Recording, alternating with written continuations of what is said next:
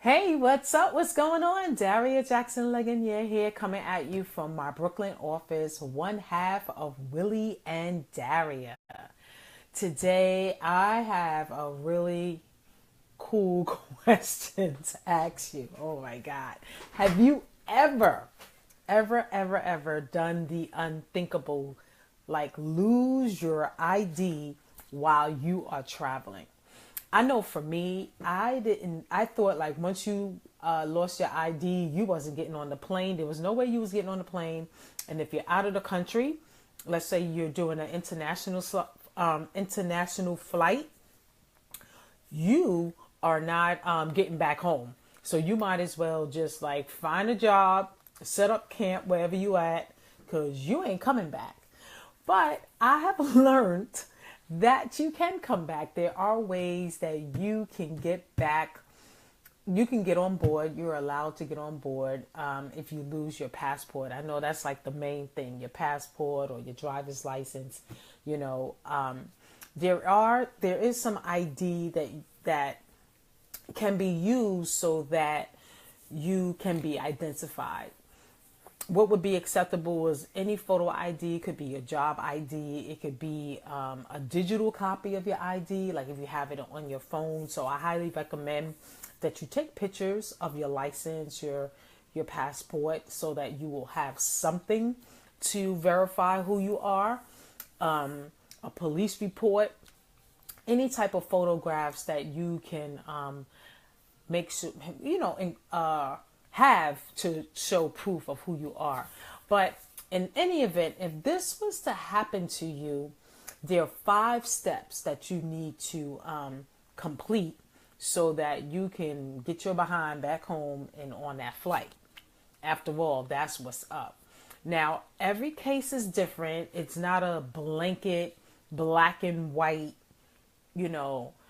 procedure, but depending on who you are and how you act, because in this situation, I mean, of course, I would panic. I would be like, oh my God, and, all nervous and everything, like, what am I going to do? But, once you get past all of that and you calm down, there are 5 things that you can do to get yourself on that plane, right? So number 1, what you want to do, as soon as you learn that you lost your ID, you want to fill out a police report. And when you fill out that police report, that's going to help you identify who you are, because of the questions there. And they probably will ask you for some type of photograph, credit cards, or something like that to identify who you are. So you want to do that. So they're going to get quite a few details from you. So that's going to help you when it's time to get on that plane. All right, number 2, you want to arrive at the airport very early. As soon as they start checking, for your flight, you want to be there because you don't know how long it's going to take for you to go through that process. It may be an interview, a very detailed interview. They will go through your luggage, of course, so it's going to be, you might as well say 5 to 10 times longer than it would be if you had your ID. So if there's a will, there's a way, right? So just be prepared for that. And just make sure that you give yourself enough time to go through that, because if you miss your flight, the airline is not going to reimburse you because of the fact that you lost your ID or misplaced it or whatever the case may be. So you want to be proactive and since you don't have your ID and you need your ID to jump on that plane, you need to get there quite a few hours in advance so that they can do what they need to do to get you on that plane. All right, so number 3, you want to explain your situation to the airline representative and the airline so that they can do what they can to help identify your identity, because that's what it's all about. It's about them just knowing that you are who you say you are. So whatever you have on you, hopefully you're traveling with someone that may have some pictures or, whatever you may have, you need to make sure that there's something that you can furnish that will identify who you are, especially with the name that's on that boarding pass. Okay. Number 4, you want to proceed to the security, and you're going to have to go through the same process. It's similar to the process like, hey, what's up? What's going on? I see somebody jumping on. Just want to say, hey.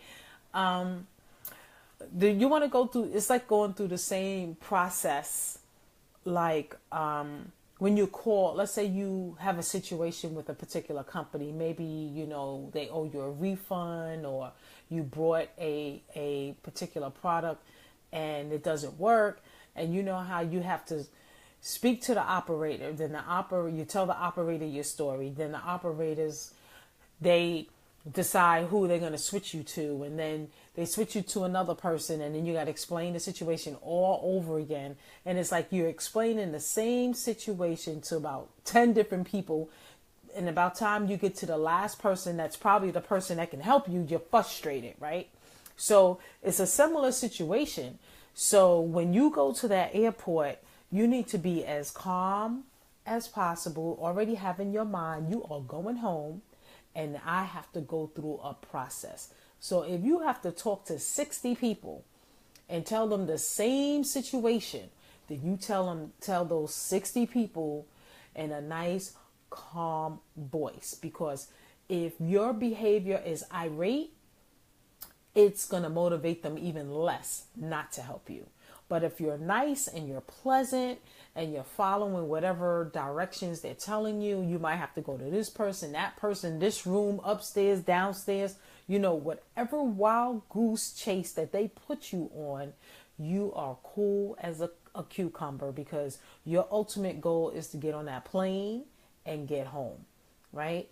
And whatever it is that you can possibly give them, hopefully, with if you lost your ID, you have your phone. Your phone is so valuable these days. It's amazing what our phones have, right? Our phones, is pretty much our lives. So, if you're jumping on, say, hey, let me know where you're from. Let me know if you ever lost your ID and you trying to get home from Spain, or you trying to get home from Vegas or Florida or wherever, and you need ID to get past TSA, right? Or to even get up to TSA. You know what I'm saying? So,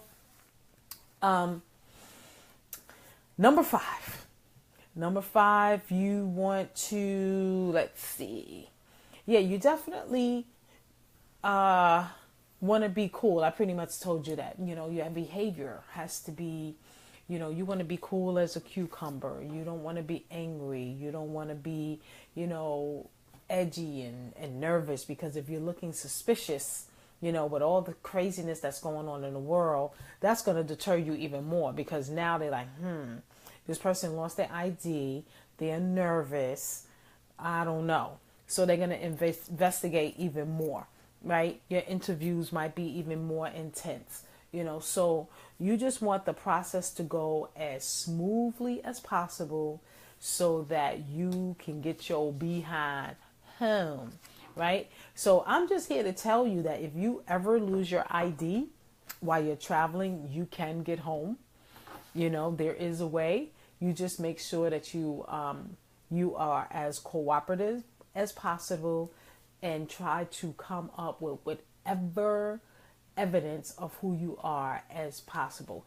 And while I'm sitting here talking to you, I would definitely have a copy of my license in my phone. You could put it in the notes. You can put it. There's so many places that you can put it. Drop it in Dropbox. Someplace where you can access it. It doesn't have to be on your phone. But take a picture of it and make sure that you have it stored in any one of those apps that stores photos and videos and stuff, something like that. So if you ever have to call on it, you can do the same thing for your passport. Make sure you have a picture of yourself, the number, your signature, all that stuff, so they can see it and they can see that it's you. And even though you lost it, you're able to somehow show them some type of ID and something that can verify who you are. Also, I highly recommend that you have copies.